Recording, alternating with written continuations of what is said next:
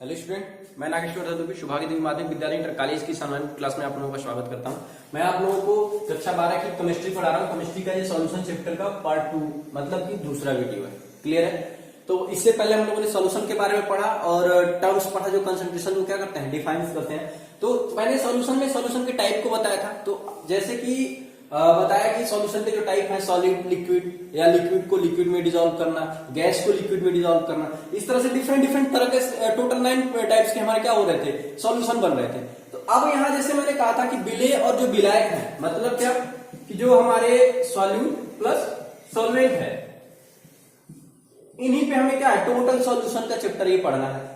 तो चूंकि हम हमारे सिलेबस में बाइनरी है सॉल्यूशन, बाइनरी सॉल्यूशन के बारे में हम पढ़ रहे हैं, तो सिर्फ सॉल्यूट और सॉल्वेंट ही होगा। क्लियर है? अब सॉल्यूट और सॉल्वेंट के नेचर कि ये एक दूसरे को डिसॉल्व करते हैं या नहीं करते हैं, कितना करते हैं, उसके हिसाब से क्या होगा, अलग अलग केसेस बनेंगे। हम उसको क्या करेंगे, पढ़ेंगे, अध्ययन करेंगे। तो जैसे कि अब नेक्स्ट टॉपिक है हमारा सॉल्युबिलिटी।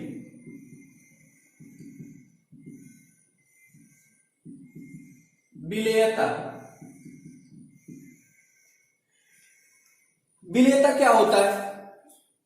देखिए, जब हम केमिस्ट्री में कभी भी अगर सॉल्यूशन के बारे में बात कर रहे हैं तो हमारा ध्यान हमेशा ये होना चाहिए कि उसका उस कंडीशन पे टेम्परेचर क्या है, प्रेशर क्या है, फिक्स है या नहीं फिक्स है। तो जब भी हम कोई कथन, नरेशन या कोई भी स्टेटमेंट देंगे तो ये हमेशा कंसीडर करेंगे। जैसे कि अभी हम विलेयता को डिफाइन करने जा रहे हैं, तो क्या होगा कि eight constant temperature, constant temperature T,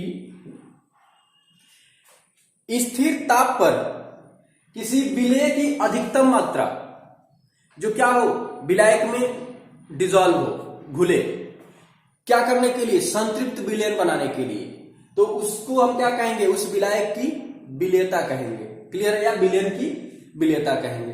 तो eight constant temperature maximum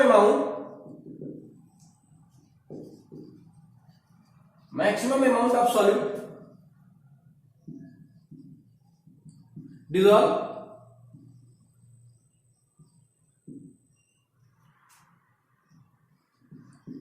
in solvent to make saturated solution।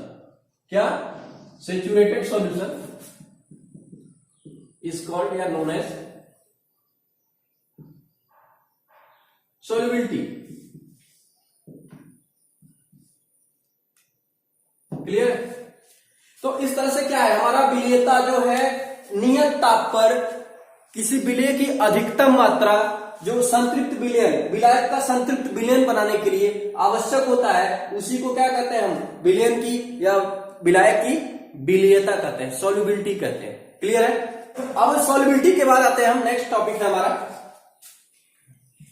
कि अगर हमने सॉल्युबिलिटी पढ़ लिया तो अब हम क्या करेंगे, सॉलिड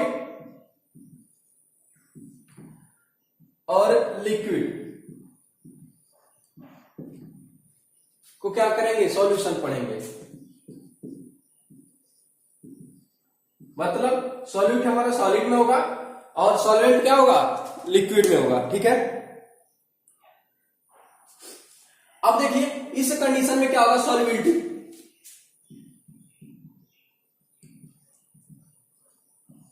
हम बनाते हैं सॉलिड लिक्विड सॉल्यूशन, जिसमें सॉलिड क्या होगा हमारा, सॉल्यूट होगा, लिक्विड क्या होगा, सॉल्वेंट होगा।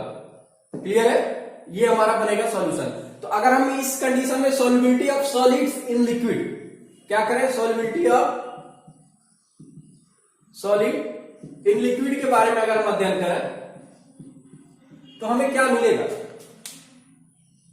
ठोस की विलेयता द्रव में, इसका क्या है, ठोस की विलेयता द्रव में। तो अब हमें विलेयता ज्ञात करनी है ठोस की किसमें, द्रव में। तो हम ये कह सकते हैं कि नियत ताप पर या स्थिर ताप पर किसी ठोस पदार्थ की अधिकतम मात्रा जो संतृप्त विलयन बनाने के लिए आवश्यक होती है, उसे विलयन की क्या बोलते हैं, उस विलेयता बोलते हैं। ठीक है? तो eight constant temperature, eight constant temperature T, maximum amount maximum amount of solute किस फेज में है? सॉलिड में। क्लियर है? इन ग्राम required to make saturated solution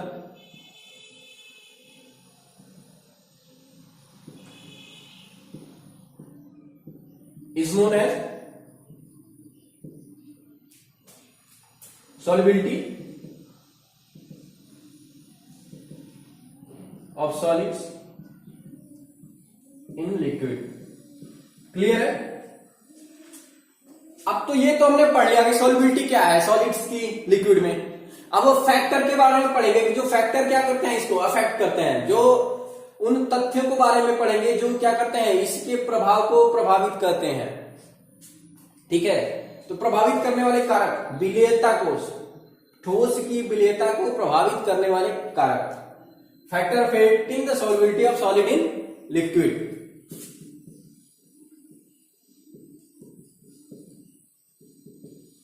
affecting the solubility of solid in liquid। Clear है? अब कौन कौन से फैक्टर हो सकते हैं, जरा आप ध्यान से सोचिए, अपना दिमाग लगाइए। हमारे पास क्या है, सॉलिड है और लिक्विड है सॉल्वेंट के रूप में। तो फैक्टर क्या हो सकता है? पहला, ध्यान दीजिए, पहला फैक्टर होगा कि nature of solute and solvent. Nature of solute and solvent.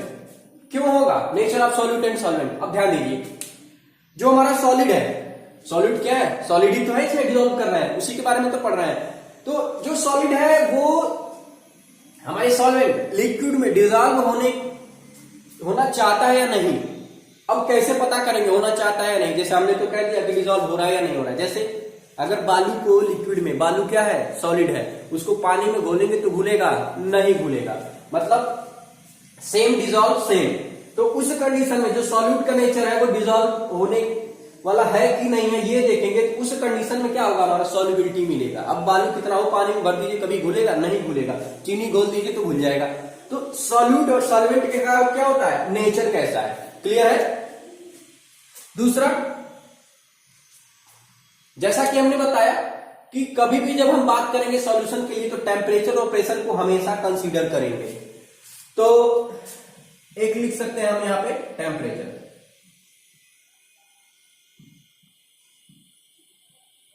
Clear है? टेम्परेचर के लिए लिखेंगे हम। अब टेम्परेचर कैसे होगा, अब ध्यान दीजिए, आपको पढ़ाया गया होगा 9-10 में उष्माशोषी और उष्माक्षेपी अभिक्रिया, एक्सोथर्मिक और इंडोथर्मिक रिएक्शन। क्या होता है एक्सोथर्मिक और इंडोथर्मिक रिएक्शन?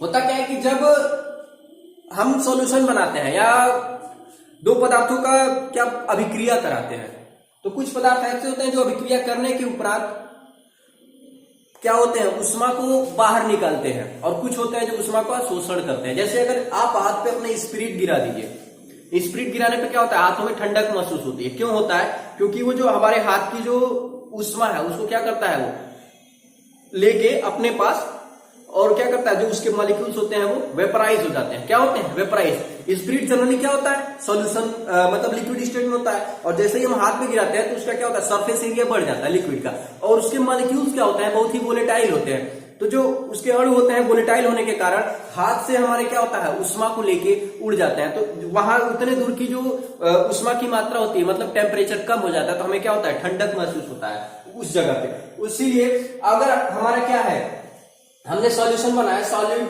और लिक्विड का, तो अगर हमारा उष्मा जैसे कि विलयन बनाने पे अगर उष्मा की मात्रा जो सॉल्यूट और सॉल्वेंट है दोनों उष्मा को पहले से ही बाहर निकालना है और हम टेम्परेचर और बढ़ाएंगे, तो क्या वो विलयन हमारा बन पाएगा, सॉल्युबिलिटी बढ़ेगी उसकी? कभी नहीं बढ़ेगी। ठीक है? और अगर उष्माशोषी अभिक्रिया है और उसमें क्या करें हम, जो उष्मा चाहिए उसको रिएक्ट करने के लिए, और हम और टेम्परेचर दें तो वो क्या होगा, और तेजी से होगा। ठीक है, इस तरह से टेम्परेचर क्या करता है, उसको अफेक्ट करता है, किसको, solubility of solid in liquid को। क्लियर है। नेक्स्ट तीसरा, प्रेशर। अब देखिए, प्रेशर वेरी करने पे इनमें कोई खास परिवर्तन नहीं होता है। क्यों नहीं होता है, इसका भी कारण जान लीजिए। जो सॉलिड होते हैं या लिक्विड होते हैं, इनके मॉलिक्यूल क्या होते हैं कि असंपीड्य होते हैं, नॉन कंप्रेसिबल होते हैं। मतलब कि प्रेशर एक्सर्ट करने पर, जैसे अगर सॉल्यूशन बन गया, जैसे मान लीजिए सपोज करिए मैंने कहा था कि जब भी मैं सॉल्यूशन बनाऊं तो ये फिगर आपके दिमाग में हो जाना चाहिए। तो अगर मान लीजिए हमने एक सॉल्यूशन बनाया, ठीक है, अब इस पे जब हम प्रेशर एक्सर्ट करेंगे, अब ये ऑलरेडी सॉल्यूशन हमारा बन चुका है, तो प्रेशर एक्सर्ट करने पे या ऊपर से दबाव देने पे कोई बहुत परिवर्तन नहीं होने वाला है इसमें। क्लियर है, क्योंकि ये इसके मॉलिक्यूल्स जो क्या है, असंपीड्य है, तो इसलिए प्रेशर का कोई खासा प्रभाव नहीं पड़ता है। टेम्परेचर और nature of solute and solvent का ही ज्यादा प्रभाव पड़ता है। तो ये हो गया solubility of solid in liquid. Clear है। अब नेक्स्ट टॉपिक हम पढ़ेंगे solubility of gas in liquid, जहां से आपको हेनरी लॉ मिलेगा। क्लियर है, तो चलते हैं उसके लिए। नेक्स्ट हम पढ़ेंगे solubility of gas in liquid. तो यहां पे हम क्या करेंगे, एट कांस्टेंट टेम्परेचर गैस क्या हो रहा है, लिक्विड में डिजॉल्व हो रहा है। तो अब यहाँ पे भी क्या होगा, हमारा जो सॉल्यूशन बनाएंगे हम सैचुरेटेड बनाएंगे, लेकिन गैस क्या है, हमेशा वेपर में उड़ता रहेगा ना वो तो सॉल्यूशन। जैसे अगर हमने क्या किया, यहाँ पे एक हमने पात्र लिया और इसमें पहले से हमने क्या कर दिया, जल भर दिया। ठीक है, अब जब हम ऊपर से सपोज करिए क्या करेंगे, गैस को इसमें प्रवाहित करेंगे, डिजॉल्व करने की कोशिश करेंगे, तो क्या होगा, गैस के जो मॉलिक्यूल है पहले तो आएंगे यहाँ पे। क्लियर है, गैस में आएंगे, जल में आएंगे, लेकिन वो क्या होगा, फिर लिक्विड से बाहर की ओर भागना चाहेंगे, वेपराइज होना चाहेंगे या बाहर निकलना चाहेंगे। ठीक है, तो उस कंडीशन में जो मैक्सिमम अमाउंट होता है लिक्विड में जो डिजॉल्व होता है उसको हम क्या बोलते हैं, एब्जॉर्प्शन कोफिशिएंट बोलते हैं, अवशोषण गुणांक बोलते हैं। ठीक है, ध्यान दीजिएगा, दो शब्द होता है, एडजॉर्प्शन और एब्जॉर्प्शन। एक होता है एडी और एक होता है एबी। एब्जॉर्प्शन होता है, एडजॉर्प्शन होता है। क्लियर, तो इसमें कंफ्यूज मत होइएगा। एक होता है अधिशोषण, ठीक है, और एक होता है अवशोषण। अधिशोषण क्या होता है कि सरफेस के द्वारा सोख लिया जाए, उसको क्या बोलते हैं, एडजॉर्प्शन। जैसे कि अगर ये सपोज करिए ये बोर्ड है, ऊपर अगर हम पानी फेंकते हैं तो इसके ऊपर कुछ पानी यहाँ पे क्या होता है, रुक जाता है। तो क्या है, इसने अपने सरफेस पे पानी को रोक लिया, तो ये क्या हो गया, अधिशोषण होगा। शोषित करना लेकिन सरफेस पे, तो अधिशोषण है। और अंदर तक चला जाए, जैसे कि गैस का मॉलिक्यूल है जो वाटर में नीचे तक डिजॉल्व हो गया फिर ऊपर निकल रहा है, तो वो क्या हो जाएगा, एब्जॉर्प्शन। क्लियर है, तो कंफ्यूज मत होइएगा इसमें। तो solubility of gas in liquid में हम कहेंगे at constant temperature T the maximum gas dissolve in liquid is known as solubility of gas in liquid. Clear है। और फैक्टर के बारे में अगर हम पढ़ेंगे, factor affecting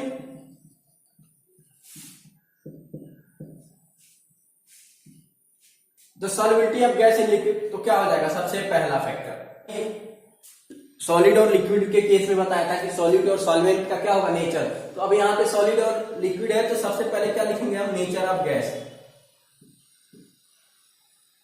nature of gas क्यों लिखा हमने नेचर ऑफ गैस, जैसे अभी उसमें हमने लिखा था कि nature of solid and solvent, तो सॉल्यूट एंड सॉल्वेंट के लिए तो यहाँ पे nature of gas. Nature of gas का मतलब क्या है कि कुछ गैसेज होती हैं लिक्विड में डिजॉल्व होना चाहती हैं, कुछ चाहने का मतलब क्या है कि रिएक्ट करती हैं। ठीक है, पानी में उनको जब प्रोवाइड करी तो या लिक्विड में किसी लिक्विड में उसको डिजॉल्व करी तो क्या कर जाते हैं, लिक्विड से रिएक्ट कर जाती हैं। क्या करती हैं, रिएक्ट कर जाती हैं। जैसे NH3 है अमोनिया, NH3 है अमोनिया, इसको जब हम लिक्विड में डिजॉल्व करेंगे, वाटर में डिजॉल्व करेंगे तो ये क्या हो जाएगा, डिजॉल्व होने लगता है, NH4OH बनाता है। क्या बनाता है, NH4OH बनाता है। ठीक है, HCl है, गैस है। इसको अगर हम गैसियस फॉर्म में अगर HCl है और इसको वाटर में डिजॉल्व करते हैं तो क्या होता है कि ये भी रिएक्ट करने लगता है और डिजॉल्व हो जाता है उसमें। ठीक है, तो इस तरह से नेचर ऑफ गैसेस क्या है कि कुछ गैसें होती हैं जो रिएक्ट कर जाते हैं लिक्विड से, तो उनकी सॉल्युबिलिटी ज्यादा होती है। जो रिएक्ट नहीं करते हैं उनकी सॉल्युबिलिटी क्या होती है, कम होती है या ना के बराबर होती है। दूसरा हमारा क्या कारण हो सकता है, टेम्परेचर। अब टेम्परेचर से कैसे अफेक्ट करेगा, अब ध्यान दीजिए, मैंने कहा कि जो गैस के मॉलिक्यूल है डिजॉल्व हो रहे हैं इसमें, क्लियर है। तो गैस के मॉलिक्यूल की काइनेटिक एनर्जी आपको फिजिक्स में पढ़ाया गया होगा या केमिस्ट्री में भी आप लोअर क्लासेस में पढ़े होंगे कि जो उनकी गतिज ऊर्जा होती है वो क्या होती है, ज्यादा होती है। तो जो पहले से ही भागना चाहता है, ठीक है, और अगर हम इसको नीचे से क्या कर रहे हैं, गर्म करने लगे, नीचे से क्या करें और आग लगाए इसमें गर्म करें, तो क्या होगा, ये तो भागेगा ही, पानी का भी जो मॉलिक्यूल है वो भी क्या होगा, वेपराइज होकर भागना चालू करेगा। मतलब अगर हम टेम्परेचर को इंक्रीज करेंगे, क्या करेंगे, टेम्परेचर को इंक्रीज करेंगे, राइज करेंगे, तो उस कंडीशन में जब टेम्परेचर राइज होगा तो उस कंडीशन में क्या होगा, सॉल्युबिलिटी हमारी घटेगी, क्या होगी, घटेगी, ठीक है। तीसरा जो बहुत इंपॉर्टेंट है, प्रेशर। प्रेशर पे क्या प्रभाव पड़ने वाला है, देखिए अब हम बात करेंगे, अगर हम इसको पिस्टन सेट बना रहे हैं, पिस्टन बना रहे हैं और गैस और लिक्विड को हमने क्या किया, यहां पे कंटेनर में कंटेन कर दिया और प्रेशर बढ़ाते जाए, तो क्या होगा, गैसें जो है डिसॉल्व होने लगेंगी, किसमें, लिक्विड में, ठीक है। तो प्रेशर बढ़ाने पे डिसॉल्विंग पावर या सॉल्युबिलिटी क्या होती है, बढ़ने लगती है, क्या होती है, बढ़ने लगती है। लेकिन ये केस यहीं क्लोज नहीं होता है, ठीक है। इसका क्वांटिटेटिव मतलब कि मात्रात्मक अध्ययन किया किसने, हेनरी ने, एक साइंटिस्ट थे हेनरी साहब, ठीक है। इन्होंने इसका मात्रात्मक अध्ययन किया कि ये कितने मात्रा तक क्या है, डिसॉल्व हो रहा है या प्रेशर जो एक्सर्ट कर रहा है वो कहां तक है। तो उस कंडीशन में इन्होंने जो नियम दिया वो बहुत ही इंपॉर्टेंट रूल है, अक्सर आपके एग्जामिनेशन में पूछता है, तो हेनरी लॉ पढ़ेंगे हम, ठीक है। तो प्रेशर के लिए तो मैंने बता दिया कि प्रेशर जैसे ही बढ़ाएंगे क्या होगा, डिसॉल्विंग पावर या सॉल्युबिलिटी क्या होगी, बढ़ेगी। तो अब नेक्स्ट आता है हम हेनरी लॉ पे। प्रेशर से रिलेटेड हेनरी ने क्या नियम दिए थे उसके लिए हम पढ़ेंगे। हेनरी ने बताया कि एट कांस्टेंट टेम्परेचर T, देखिए हमने कहा था कि सॉल्यूशन में हम हमेशा क्या करेंगे, टेम्परेचर को कांस्टेंट लेके चलेंगे या जो भी वैल्यू है अपने स्टेटमेंट को बहुत ही सुव्यवस्थित ढंग से यहाँ पे रिप्रेजेंट करेंगे।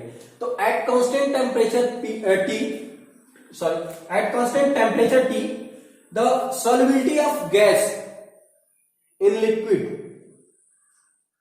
is directly proportional to the partial pressure exerted by the gas at the surface of solution। Clear है, मतलब क्या है कि नियत ताप पर गैस की विलेयता उसके अणुओं के द्वारा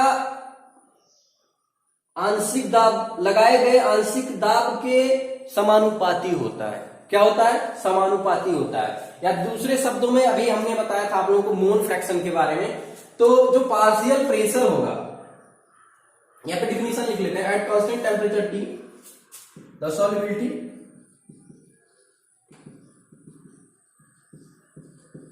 solubility of gas is directly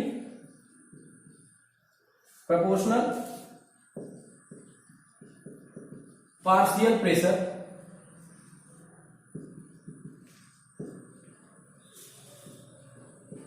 of gas on the surface of solution।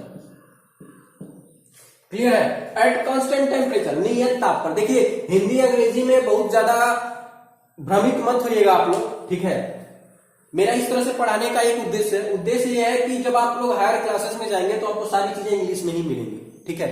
तो मैं ये चाहता हूं कि आप लोग 12th के स्टूडेंट हैं तो धीरे धीरे ये चीजें आप लोग के हैबिट में आ जानी चाहिए कि जो तथ्य हैं उनको हम कैसे क्या करेंगे, कन्वर्ट करेंगे इंग्लिश में। क्लियर है, तो eight constant temperature T the solubility of gas की विलेयता इज डायरेक्टली प्रोपोर्शनल, क्या है, समानुपाती होती है to partial pressure of gas on the surface of solution. Gas के पार्शियल आंशिक दाब के बराबर होती है, कहां पे, सरफेस ऑफ द सॉल्यूशन, यहां पे सरफेस पे। क्लियर है, तो इसको अगर हम एक और भाषा में लिख सकते हैं कि जो पार्शियल प्रेशर होता है वो मोल फ्रैक्शन के लिए क्या होता है, डायरेक्टली प्रोपोर्शनल होता है। क्लियर है, डायरेक्टली प्रोपोर्शनल होता है। तो उस तरह से हम क्या लिख सकते हैं कि अगर हम बात करें P पार्शियल प्रेशर की, तो वो डायरेक्टली प्रोपोर्शनल होगा किसके, मोल फ्रैक्शन x के। क्लियर है? तो आपको पता होगा कि जब भी प्रोपोर्शनलिटी का साइन रिमूव होता है तो हमारा एक कांस्टेंट जनरेट होता है।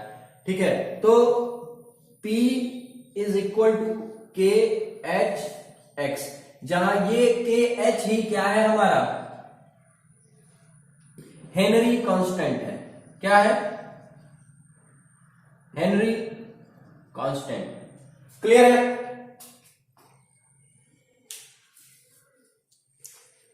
अगर हम P और X में क्या करते हैं, ग्राफ ड्रॉ करते हैं, किसमें, P को अगर हम यहां लिखते हैं, X मोल फ्रैक्शन को यहां लिखते हैं, तो हमें KH के लिए एक स्ट्रेट लाइन मिलेगा और इसका जो स्लोप होगा, इस लाइन का जो स्लोप होगा वही हमारा क्या हो जाएगा, KH का वैल्यू होगा। क्लियर है? तो अब ये रहा हमारा हेनरी लॉ। हेनरी लॉ क्या कहता है कि नियत ताप पर किसी गैस की विलेयता उसके आंशिक दाब के क्या होती है, समानुपाती होती है, जो उसके सतह पे लगाया जाता है, उसके अणुओं द्वारा उसके सॉल्यूशन के सतह पे या विलयन की सतह पे लगाया जाता है। ठीक है, तो ये हमारा हेनरी लॉ हो गया। अब नेक्स्ट चलते हैं हम एप्लीकेशन ऑफ हेनरी लॉ।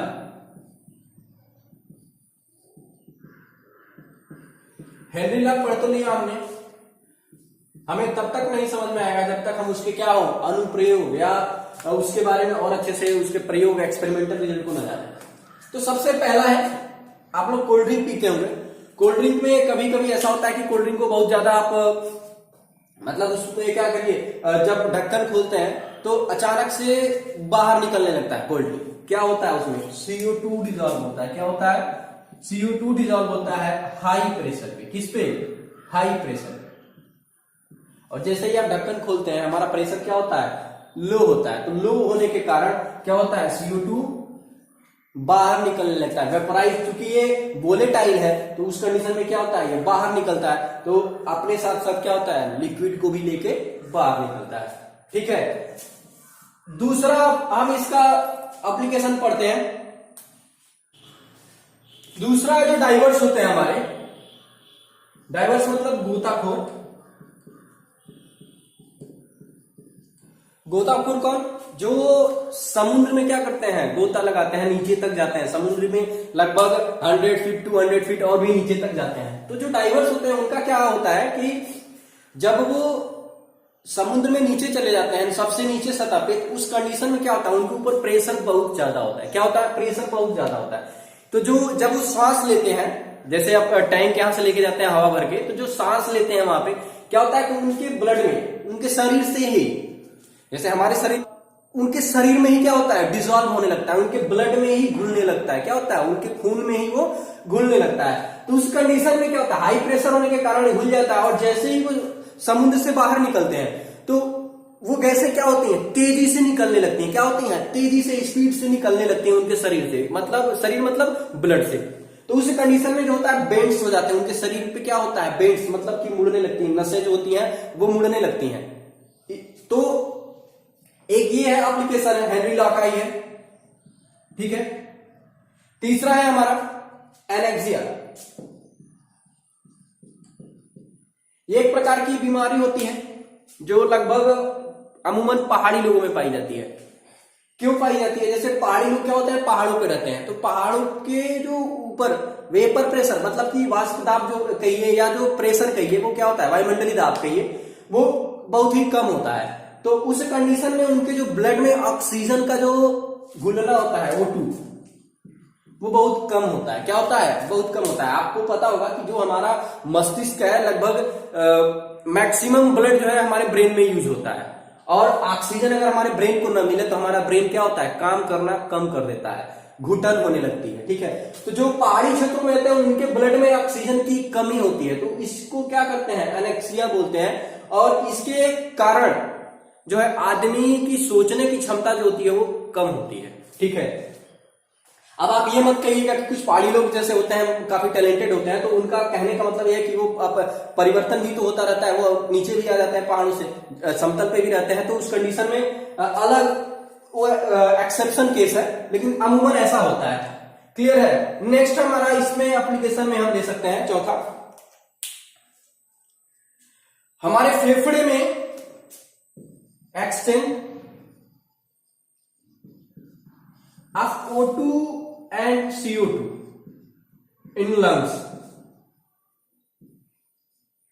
हमारे फेफड़े में जो ऑक्सीजन और कार्बन डाइऑक्साइड का आदान प्रदान होता है वो भी हेनरी नियम के अनुसार होता है, हेनरी के लॉ के अकॉर्डिंग होता है। क्लियर है। तो ये हो गया एप्लीकेशन ऑफ हेनरी लॉ। अब हम पढ़ेंगे लिमिटेशन ऑफ हेनरी लॉ। क्या पढ़ेंगे?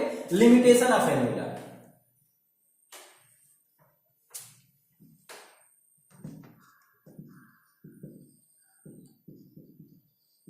पहला है कि प्रेशर है तो बहुत ही ज्यादा नहीं होना चाहिए। ठीक है। तो pressure should not be maximum,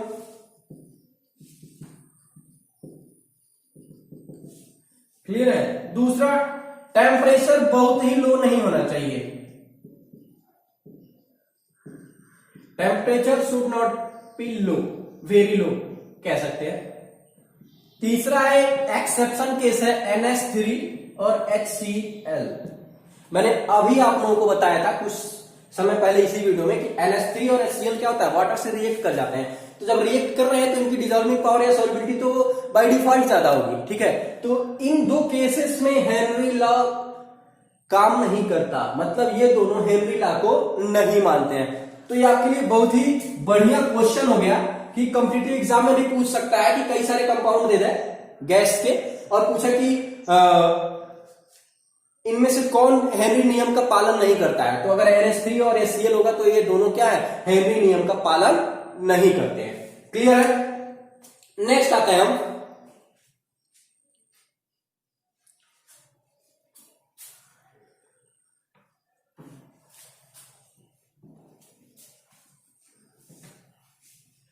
अब हम पढ़ेंगे सॉलिड सॉल्यूशन।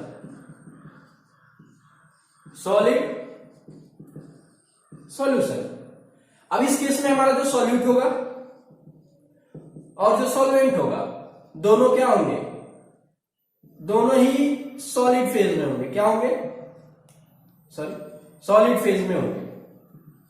कहने का मतलब क्या होगा, जैसे हम लोग मिक्सचर बनाते हैं 2 और मोर मेटल्स को कंबाइन करके। जैसे हमने क्या किया, लोहा में निकिल को मिक्स करके इस्पात बनाया, कॉपर है, पीतल है। तो इस तरह से हम क्या बना रहे हैं, सॉलिड के सॉल्यूशन बना रहे हैं। किसके बना रहे हैं? सॉलिड के सॉल्यूशन। मैंने शुरू में ही कहा था कि जो सॉल्यूशन है वो हमारा मिक्सचर है, होमोजेनियस मिक्सचर है। तो अब हम क्या करना है, सॉलिड भी लिए हैं, सॉल्वेंट भी सॉलिड लिए हैं। जैसे बहुत ज्यादा लोहा में अगर हम थोड़ा सा निकिल मिलाते हैं तो वो इस्पात बन जाता है। क्या करता है, रस्टिंग ऑफ आयरन को रोकता है। तो अब यहां पे हम आते हैं तो दो तरह के हो सकते हैं हमारे सॉलिड सॉल्यूशन। मैंने सॉलिड स्टेट में भी बताया था कि एक क्या होगा, जैसे सपोज करिए अगर हमारा ये क्रिस्टल है, सॉलिड हमेशा क्या होगा, क्रिस्टल फॉर्म में होगा।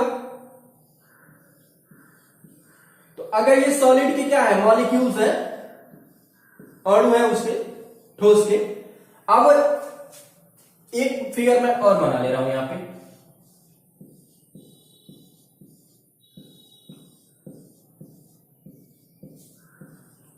अब ध्यान दीजिएगा, पहला जो होगा विस्थापित सॉलिड, सब्स्टिट्यूशनल सॉलिड।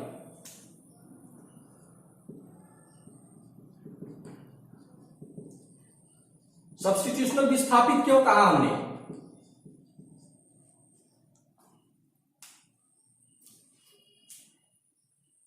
विस्थापित कहने का मतलब क्या है कि जब हम इसमें कोई इम्प्योरिटी या कोई दूसरा पदार्थ मिक्स करेंगे तो ये जो इसका एक अणु है वो क्या हो जाएगा, विस्थापित हो जाएगा। ये विस्थापित हो जाएगा किसके द्वारा, विलेय पदार्थ के अणु के द्वारा। जैसे अगर हम विलेय पदार्थ के अणु को क्या करें, ऐसे डॉटेड करते हैं, तो यहां पे क्या हो गया, विलेय पदार्थ का अणु जो है वो क्या हो गया, जाके मिश्रित हो गया, मिक्स हो गया। ठीक है। दूसरा interstitial,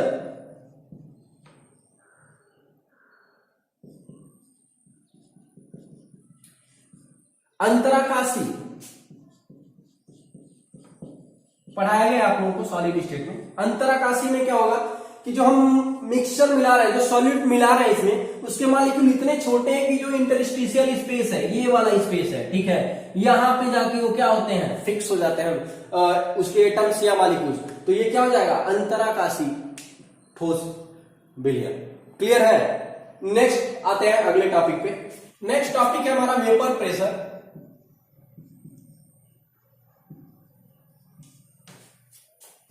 of solution.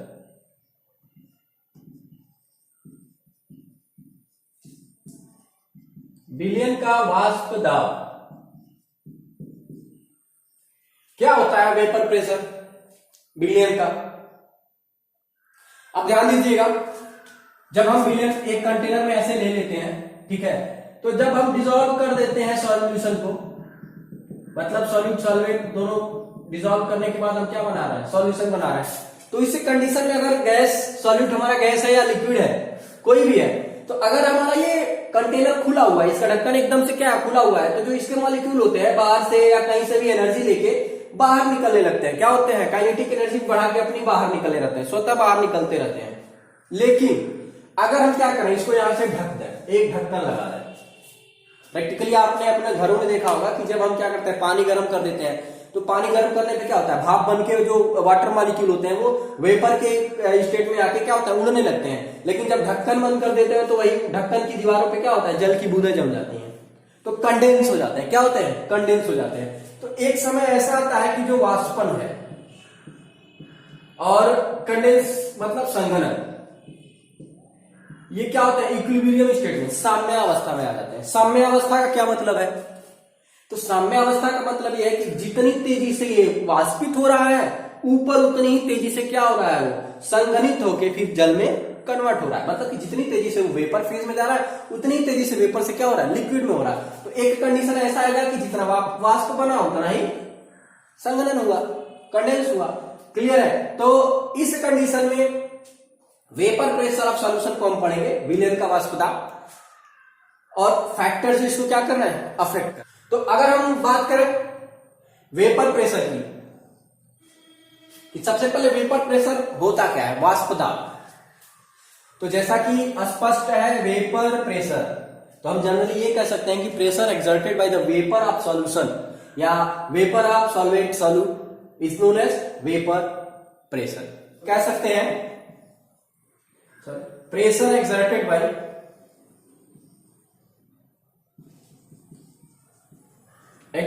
Bye vapour on the surface of liquid is known as vapor pressure। Clear है। मतलब कि वाष्प के द्वारा विलयन के सतह पर जो दाब लगाया जाता है वही क्या कहलाता है, वाष्प दाब कहलाता है। ठीक है, जनरली हम समझेंगे। अब नेक्स्ट आते हैं factor affecting the vapour pressure, वाष्प दाब को प्रभावित करने वाले कारक।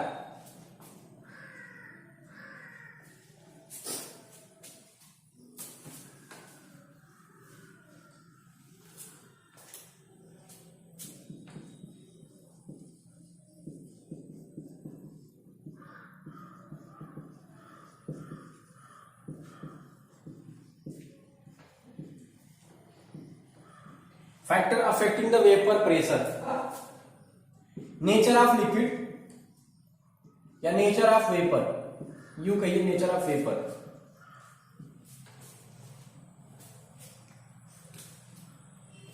पहला होगा हमारा nature of liquid. Nature of liquid से हमारा कहने का क्या तात्पर्य है, जैसे मैंने कहा कि कुछ लिक्विड्स होते हैं जो वोलेटाइल होते हैं। ठीक है, वोलेटाइल मतलब उनकी काइनेटिक एनर्जी मॉलिक्यूल्स की ज्यादा होती है, वाष्पशील होते हैं, आसानी से क्या होते हैं, वाष्प की अवस्था में परिवर्तित होते रहते हैं। तो जब वाष्प की अवस्था में परिवर्तित होंगे तो अपने आप ही क्या होंगे, उनके मॉलिक्यूल्स निकलने का प्रयास करेंगे, और जब निकलने का प्रयास करेंगे तो एक प्रेशर एक्सर्ट करेंगे। क्या करेंगे, प्रेशर एक्सर्ट करेंगे। किस पे, इसके ढक्कन पे या उसके सतह पे, लिक्विड के सरफेस पे। तो नेचर ऑफ लिक्विड। अब क्या होगा, वोलेटाइल मैंने कह दिया वोलेटाइल, तो वोलेटाइल क्यों होते हैं? जैसे मैंने कहा ना कि कुछ लिक्विड के मॉलिक्यूल्स वोलेटाइल होते हैं, तो वोलेटाइल क्यों होते हैं? आपका क्वेश्चन होना चाहिए कि सर क्यों होते हैं वोलेटाइल। तो हम बताएंगे कि जो उनके मॉलिक्यूल्स के बीच में फोर्स ऑफ अट्रैक्शन होता है, जो वंडरवाल्स फोर्स ऑफ अट्रैक्शन होता है, जब वीक होता है, क्या होता है, वीक होगा, बहुत ही क्षीण होगा, दुर्बल होगा, तो वो क्या होंगे, वोलेटाइल होंगे। जैसे आप लोगों की दोस्ती होती है, अगर सभी दोस्त क्या है, अगर बॉन्डिंग ज्यादा है तो वो क्या होंगे, जल्दी उनकी दोस्ती टूटती नहीं है। लेकिन अगर बस मतलब की है तो क्या होता है, जरूरत पड़ने पे अगर नहीं पूरा हुआ हमारा डिमांड तो क्या होती है, फ्रेंडशिप टूट जाती है। वही चीज है, अब वो यहां से उसके जो मॉलिक्यूल है काइनेटिक एनर्जी उनकी ज्यादा हो रही है, वंडरवाल्स फोर्स ऑफ अट्रैक्शन वीक है, तो उस कंडीशन में क्या होंगे, जो फोर्स ऑफ अट्रैक्शन है ब्रेक हो जाएगा और वो क्या होगा, वेपराइज हो जाएगा, वोलेटाइल हो जाएगा। क्लियर है। दूसरा टेम्परेचर। अब जैसा कि आप जानते हैं, मैंने अभी कुछ समय पहले बताया आप लोगों को कि टेम्परेचर बढ़ेगा, मतलब नीचे से हम क्या कर रहे हैं, अब इसको गर्म कर रहे हैं। तो जब गर्म करेंगे तो उसकी वोलेटिलिटी मतलब वाष्पशीलता क्या होगी, और बढ़ेगी और वेपर फेज में कन्वर्ट होगा। क्लियर है। तो उसका वाष्प दाब क्या होगा, इंक्रीज करेगा, रेज करेगा। क्लियर